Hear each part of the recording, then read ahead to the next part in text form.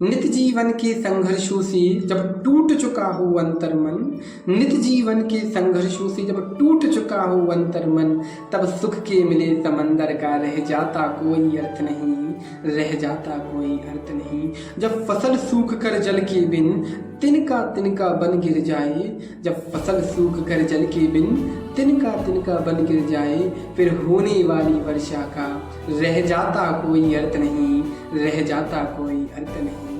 संबंध कोई भी हो लेकिन यदि दुख में साथ ना दे अपना, संबंध कोई भी हो लेकिन यदि दुख में साथ ना दे अपना, फिर सुख में उन संबंधों का रह जाता कोई अर्थ नहीं, रह जाता कोई अर्थ नहीं।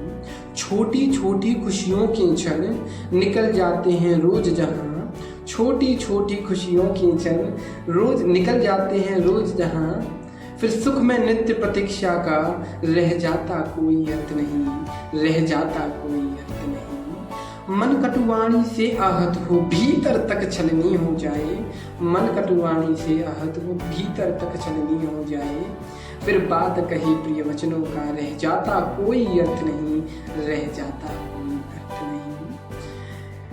सुख सुविधाएं चाहे कितनी हों, सुख सुविधाएं चाहे कितनी हों, पर काया रोगों का घर हो, फिर उन अनगिनत सुविधाओं का रह जाता कोई अर्थ नहीं, रह जाता कोई अर्थ नहीं, रह जाता कोई अर्थ नहीं, रह जाता कोई अर्थ नहीं, रह जाता कोई अर्थ नहीं। नमस्कार दोस्तों, मैं हूं आदित्य धन्ना। स्वागत है आप सभी का हैशटैग इन चर्चा के साथ।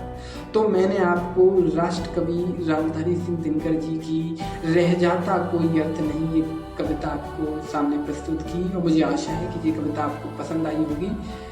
ये जो कविता मैंने आपके सामने प्रस्तुत की, यदि आप इसे गंभीरता से समझेंगे तो मुझे नहीं लगता कि मुझे आपको एक्सप्लेन करने की ज़रूरत है, क्योंकि ये रामधारी सिंह दिनकर जी ने जो ये कविता लिखी है उसमें सुस्पष्ट शब्दों में आप समझ सकते हैं कि मैंने किस प्रकार की लिखी है।